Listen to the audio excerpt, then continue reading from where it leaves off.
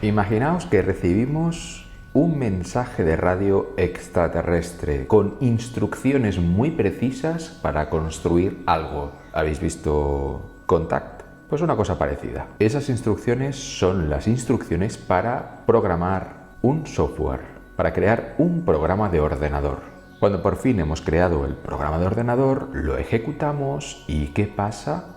Pues que resulta ser una especie de inteligencia artificial con automejora recursiva que se hace con el control del mundo, tipo Skynet. Pero nada se parece a Skynet, es decir, nada de controlar a cyborgs, robots y demás usando armamento pesado contra la humanidad.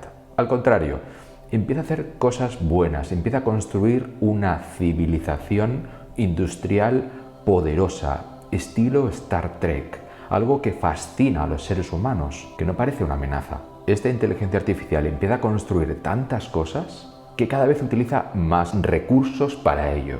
Enseguida convierte el sistema solar en una inmensa zona de construcción. Cubre la superficie de planetas rocosos y asteroides, de fábricas, centrales de energía, superordenadores. Al final, son necesarios tantos recursos para construir que la inteligencia artificial diseña una esfera Dyson.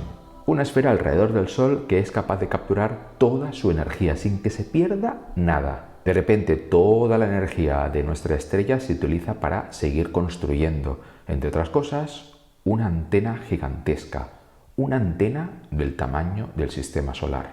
Esto obviamente acaba conduciendo a la extinción de la humanidad, pero los últimos humanos acaban muriendo convencidos de que, al menos parece que la tecnología está llegando a unos niveles impresionantes de desarrollo. Los seres humanos sencillamente no se dan cuenta que el propósito de toda esta construcción megalómana es que esta antena gigantesca acabe transmitiendo el mismo mensaje de radio que un día la civilización humana recibió.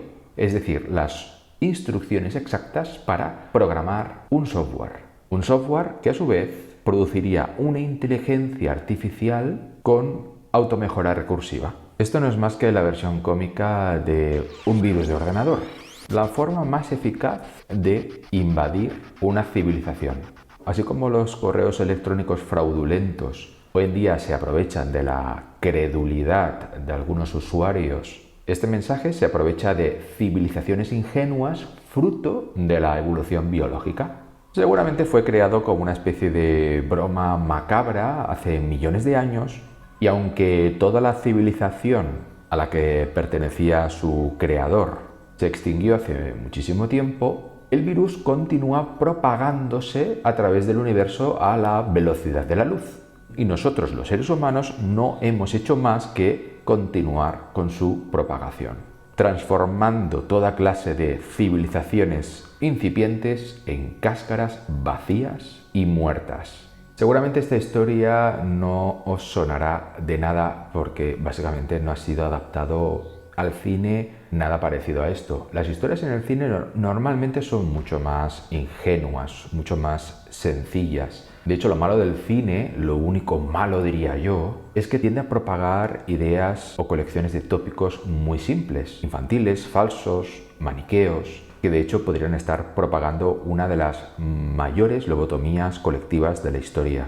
Muy parecido a esos virus que no dejan de propagarse por el universo en la historia de ciencia ficción que os he contado antes. Todo eso, por supuesto, teniendo en cuenta que el cine tiene este poder, que tampoco estamos seguros si lo tiene o si realmente lo que está sucediendo es que el cine está reflejando tópicos, maniqueos infantiles, que ya tiene la sociedad de por sí. Pero bueno, sea como sea, el cine, como digo, propaga ideas sencillas, sobre todo en el ámbito de la ciencia y la ciencia ficción, y por eso historias como la de antes, de una inteligencia artificial que no deja de ser un virus muy sencillo, pues no son comunes en el cine. No así en la literatura. Si habéis leído El hombre mecánico de Hans Moravec, seguramente la historia que os he contado al principio os sonará bastante.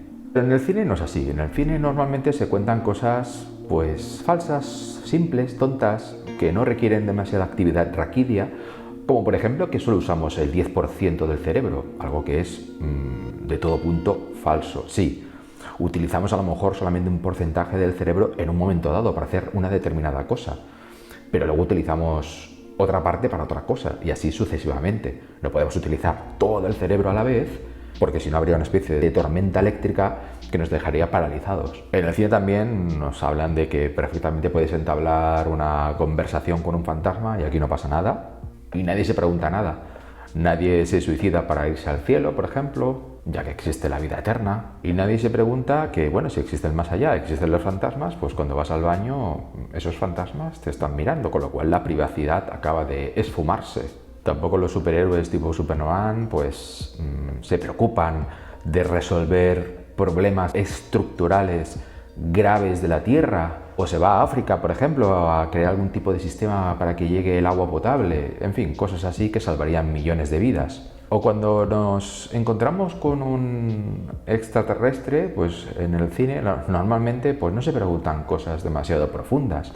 Preguntas que cualquier persona interesada en el progreso de la ciencia pues debería hacerle a un extraterrestre, tipo, oye, ¿y cómo crees que podríamos solucionar el confinamiento magnético del plasma en la fusión nuclear?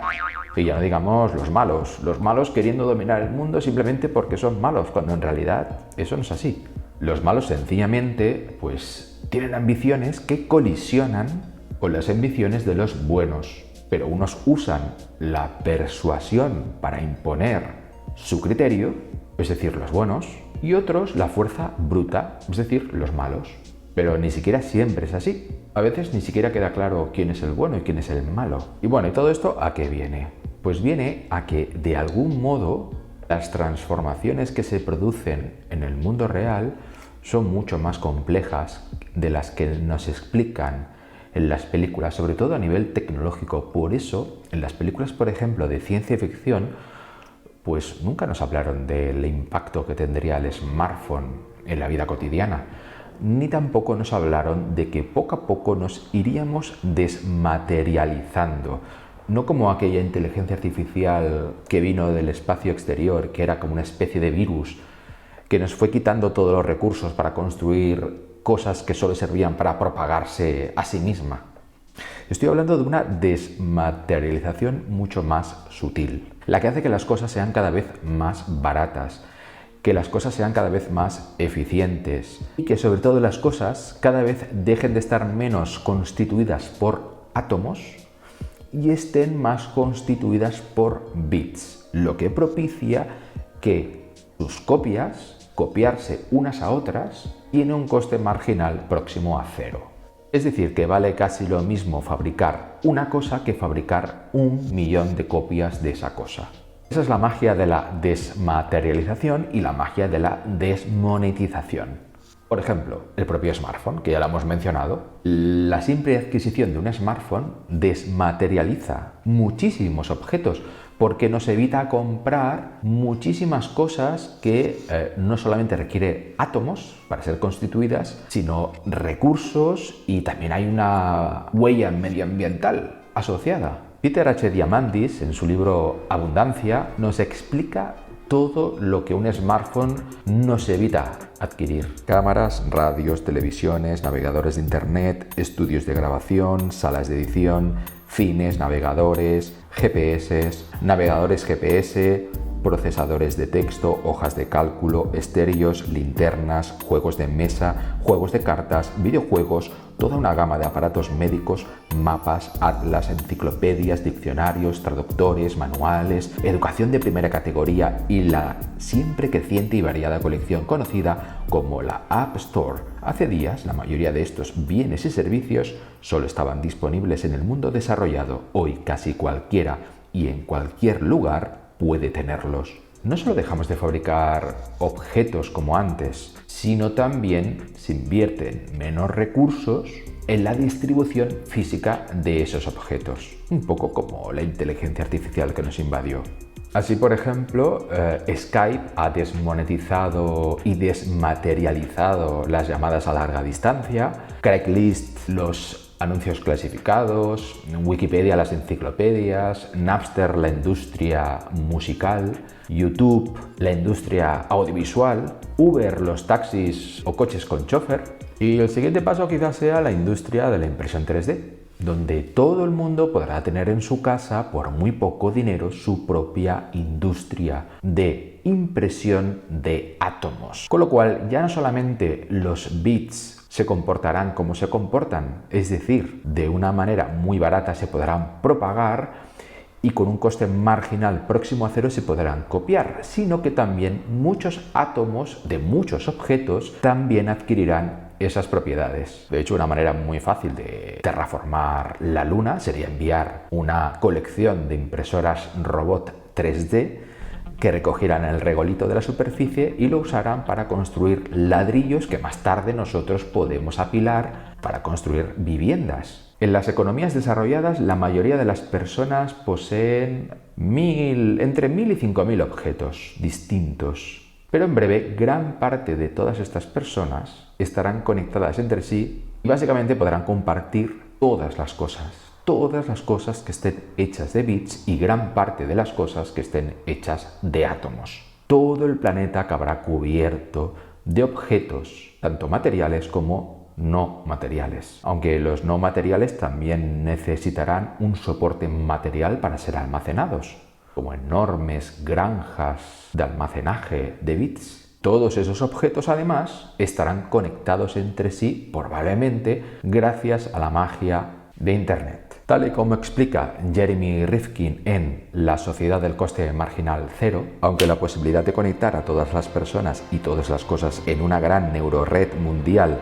da un poco de miedo, también es una idea apasionante y liberadora que abre para nuestra coexistencia en la Tierra unas posibilidades que apenas podemos vislumbrar en los inicios de esta nueva era de la historia humana. En fin, no sabemos lo que va a pasar, no sabemos si a lo mejor acabamos autodestruyéndonos, rodeados de factorías y más factorías, construyendo objetos de átomos y bits. No sabemos si nos acabará pasando lo mismo que pasaba en la historia de ciencia ficción que os conté al principio, pero lo que queda muy claro es que en ninguna película de ciencia ficción se ha planteado ni remotamente la idea de que el mundo pudiera acabar así, como una gran broma macabra de propagación vírica de información.